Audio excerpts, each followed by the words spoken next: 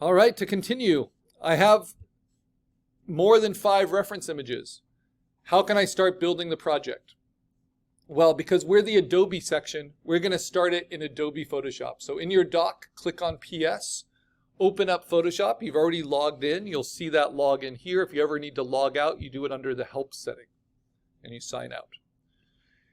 And you're going to actually not do New File, and you're not even going to do Open, though you could. Instead, what we're going to do is take your favorite image that you've downloaded so far. So if you don't have 5 yet, just take the favorite one you have, because it is worth spending some time finding a good image. And for instance, I really like this Griffin image. So I'm going to click on that one. Then I'm going to right-click on it.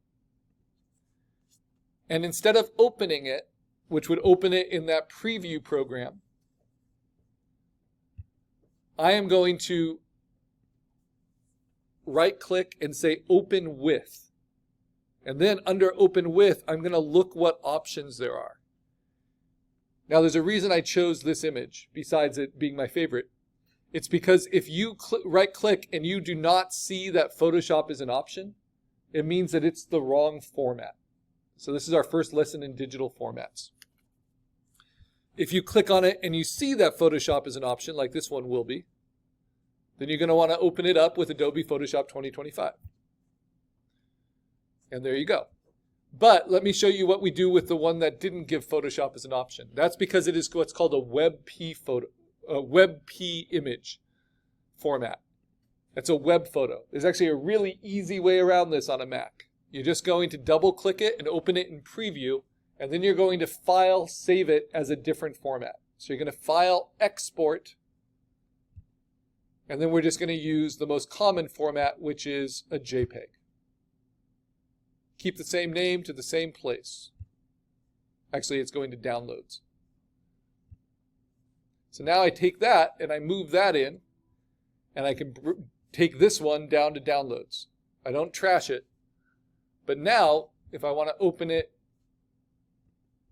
it is now either a JPEG or a PNG, and that will open up fine in Photoshop. Now, I just opened up 2 files in Photoshop. You don't need to do that. You just need to open up 1. But when you open up multiple files, just like web browser tabs, they start stacking at the top here. And you see how this one is cleaner than this one. This has like a lot of gray in it. So one thing we can do is we can clean it up. To do that, we go to Image and Adjustments. We're going to be using this a lot. We use 4 adjustments in this class throughout the semester. The first we need to learn is levels. So image adjustment levels. This adjusts all the lights and darks. We get what's called a histogram, which shows us our black pixels and our white pixels, and then anything that's in between. And what we can do is we can use these little arrows to increase the contrast between them. So right now, the brightest white pixels are there, but if I move this little white triangle to the left, you can see how it changes the image. So I want to move it far enough where it overtakes all of those light gray pixels and turns them to white. Because I just want black and white with just a little bit of gray at the edges. Then I'm going to take the black and I'm going to push that over until it's nice and clean. If I go too much, it will be a little bit, if I zoom in with Command plus, you can see, if I go too much, it's going to get a little too blocky looking, right? But if I do just the right amount, I'll just have a little bit of gray at the edge, which helps soften it. That's called anti-aliasing. And it will clean up the line art so that it looks nice and clean.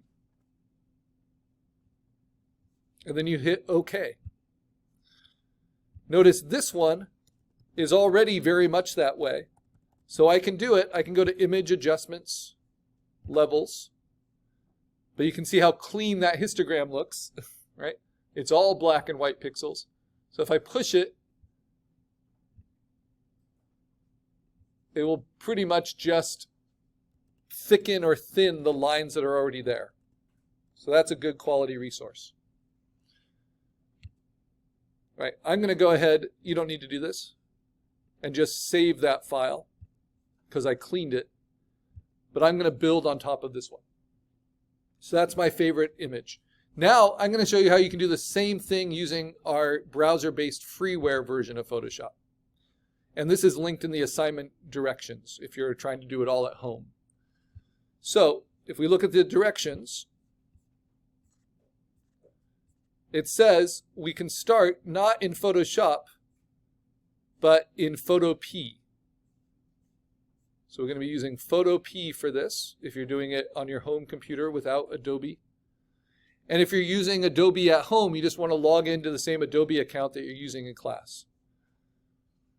So with Photop, and there's the advantage of having all the step-by-step directions here, we're just going to open that in a new tab. And we are going to open, just like we did in Photoshop, we're going to open our favorite of the images in Photop. But to do that, we don't say right-click open with Photop because that's browser-based, right? Instead, we just drag and drop the file onto that Photop home screen. So I'm going to put these side by side just so you can see how similar they are, right? How similar the tools are, how similar the interface is, file, edit, image, layer, file, edit, image, layer. And most importantly, what we're learning is how to play with layers, compositing layers. The problem with Photop is you get ads off to the side, so I often just got to push those off like that. And so I'm going to show you side by side how we do it and just the little differences between them. Okay, so now if we look at the directions, we have to make this the right size. And this is kind of the hardest thing for students to get used to. This is called formatting. Let's shrink this so you can see it. Pixels are a grid. This is a pixel-based image. So when we open it up, we are seeing whatever number of pixels that original image has. And we hope there's at least 1,000 of them in one dimension, right? But we want to make sure we do them all on a high enough resolution pixel space.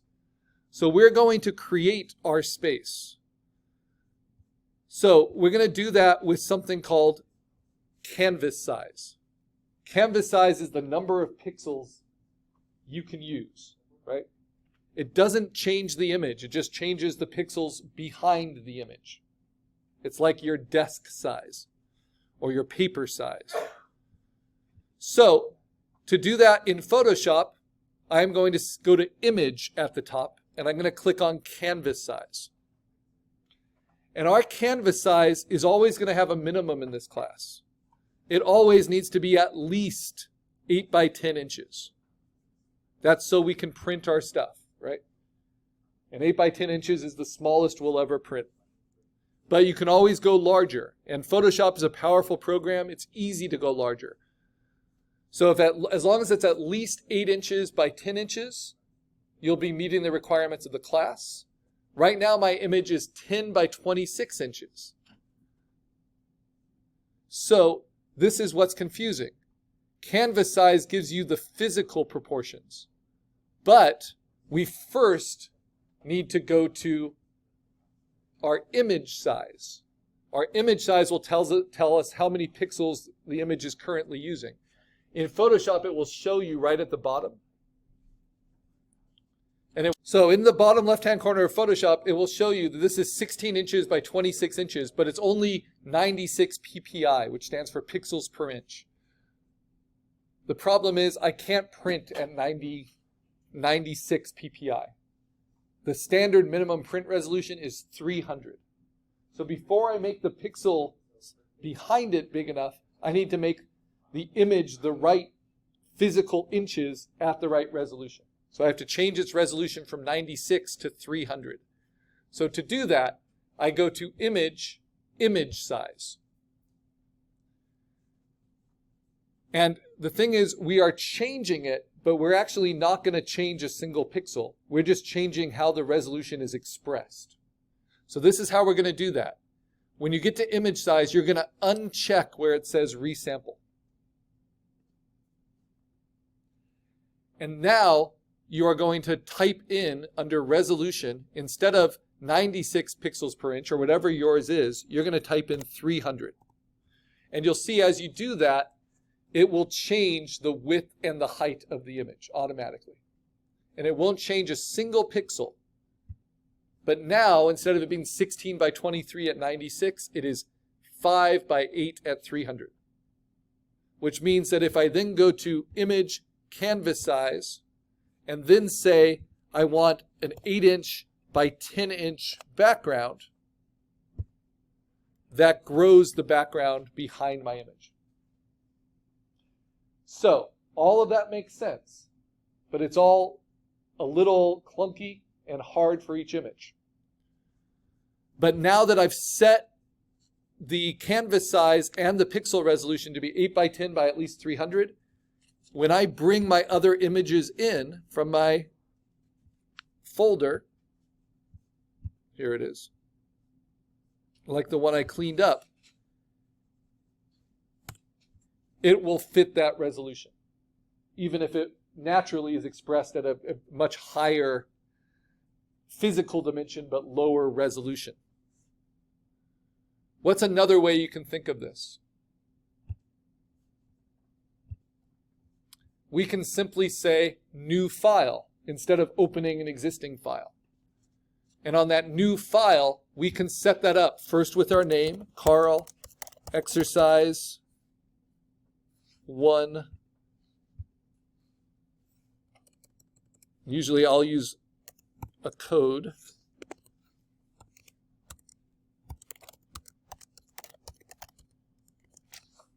Right. And now I'm going to put in, not the pixels, I'm going to put in the number of inches I want it to be for printing. And minimum is 8 by 10, but this is Photoshop. This is really strong, so I'm going to do 11 inches by 14. And then for resolution, instead of 72, which is the standard default for screen resolution, we need it for print resolution, so it's going to be 300. And then we keep all the other defaults. And now I can drag and drop them onto it.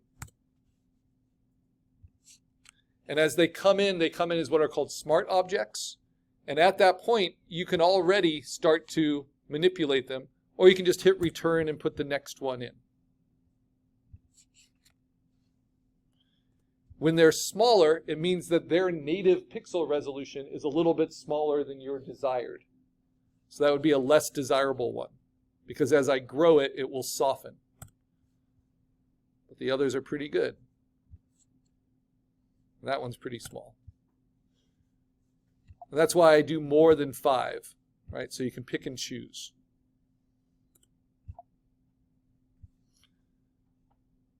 All right. Now let's do the same thing with Photopea. So in Photopea, I opened it up. In Photopea, I can check the image size. And in Photopea, I can check the canvas size. Except I'll change it to inches here. But instead of changing it, which I will, with image size and saying don't resample, and change it from 96 to 300, and then go to image canvas size and then change this to 8 by 10 inches.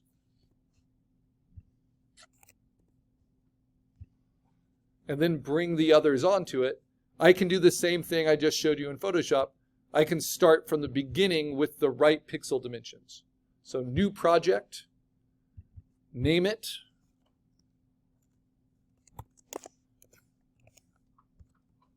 with your name and a description.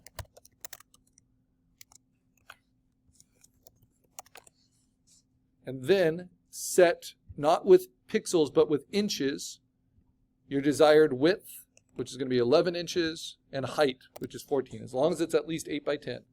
And then This is something that really annoys me in Photo P. They keep calling it DPI, which is dots per inch, which is something